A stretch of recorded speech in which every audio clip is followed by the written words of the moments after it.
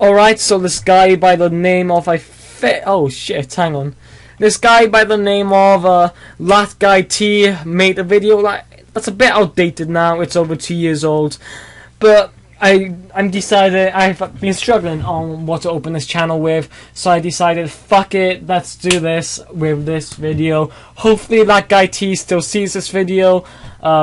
But yeah, I'm going to be answering his questions based on what it's like to be transgender, transsexual, and have gender dysphoria. Go post down your opinions below. You can post hate if you want. Don't really care. Takes longer for you to post it on than it takes for me to delete it. Yeah, so let's just get right into this guy's video. Fuck. Number 1. Can someone be both transgender and transsexual? And is there a difference between the two? So, the definition of transgender is you have gender dysphoria, which basically means you're not comfortable with the sex you were born in. So, I'm a transgender. I have gender dysphoria, and I don't feel like I was born in the right body as a boy. Transsexual, however, transsexual is exactly the same as transgender. The only difference is you've had a sex change operation and have gone through hormone therapy and all that shit. So I guess the answer to your question, I would say no, because if you're transsexual and a transgender, you're just transsexual, if you get what I mean. Number 2. Is being transgender subjective to one's own personal interpretation of themselves? What I mean by that is, if I say I'm transgender, does anybody have the right to tell me that I'm not? If it's only a mental construct, can I be, for example, transgender one day if I feel like it? If my mind feels like it wants to be transgender that day? Our therapists, the people we go to get hormone replacement therapy, can just say no, you're not transgender, which I think is bullshit, but there's nothing much I can do about that. To answer your add-on, transgender dysphoria isn't a thing like comes and goes overnight. You're born with it. Sometimes it takes a while to develop, and sometimes it goes to sleep. But no, you just simply can't have it turn on and off. I believe that's called gender fluid. Correct me if I'm wrong. But yeah. No. Also, as an extension to that question, is there any way to tell if someone's really transgender? If so, how? Now, I'm not entirely sure what you mean by this. I guess they would act as the opposing sex to what their body entails. That's the only way you can tell if they're transgender, unless they just straight up tell you they're transgender. It's sort of hard to answer this question, so sorry for not providing a in-depth answer. Question number 3. Can the no true Scotsman fallacy be applied to transgender lifestyle? Like, basically, is there any legitimate way someone can say that person isn't really transgender? I can't really answer this question as I'm just 15 years old. I don't go too in depth with all this. I just know the basics and what I need to know. But I guess you can refer to my answer on question 2. Question number 4. Are there any systematic forms of oppression that the transgender community face in the Western world? Not being socially accepted by specific parts of society doesn't really count. I'm talking about, is there any, obvious government discrimination against transgender people in Western world? As far as I know, there's hardly any. Like I said, the therapist can just deny you straight up access to hormone replacement therapy. I guess you can count in schools, like a male with gender dysphoria wouldn't be able to go inside a female's bathroom.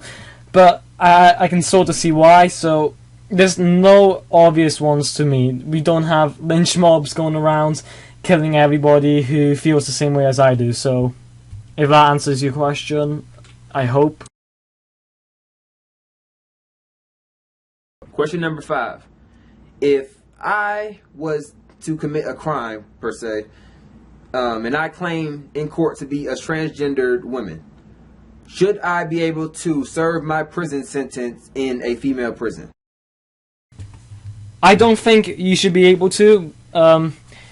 It's sort of like rape claims. Unless you have evidence, it's an empty claim. If you've been proven, you've gone through therapists, you can actually have a GP say, yes, this person has gender dysphoria, yes, then I feel like I'll lean a bit more to yes, you should be able to, but at the end of the day, I believe it should be whether or not you're transsexual. So if you've had a sex change and been through some hormone replacement therapy or not, that's how I think it should be. Number 6. Is it wrong to classify a hermaphrodite as a real trans person? Yes, a hermaphrodite is just somebody who was born with both male and female genitalia. So yes, it's wrong, as transgender, transsexual and gender dysphoria is more of a mental thing, and hermaphrodites are essentially born straight out with both genitalia. I don't really think they can be transgender due to them being both genders at the same time, but I'm not a hermaphrodite, so I don't really know how to answer. Don't really know about that. Number 7. If I'm out in public and I come across a transgendered person, should I just avoid pronouns completely? You know, like sir, miss, him, her, he, she, la la.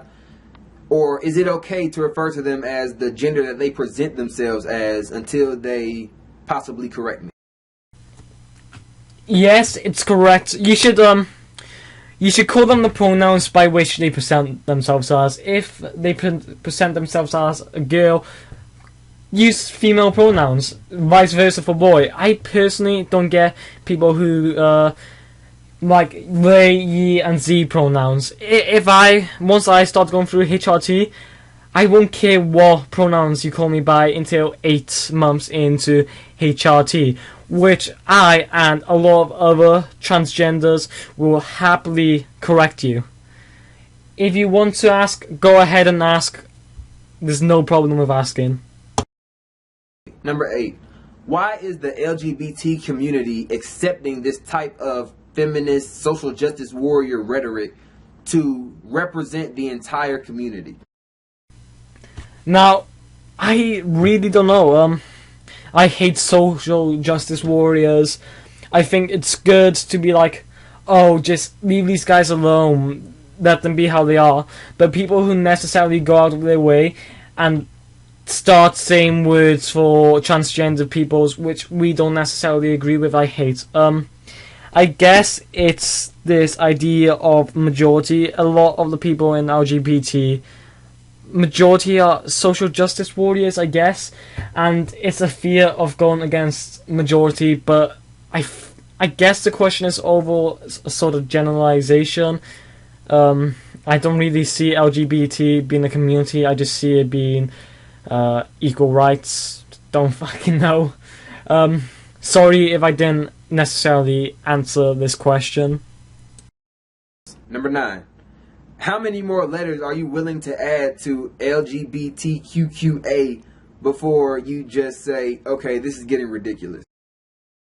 No idea. I only know up to LGBT. I know there were other letters, but I have no interest in fucking remembering them. Personally, I think the whole idea is stupid. It should just be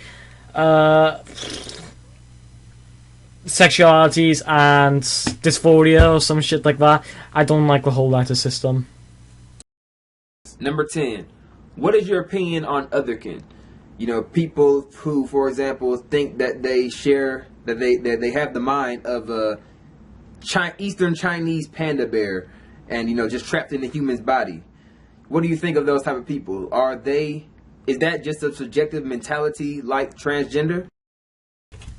I find the whole thing quite humorous, in all honesty.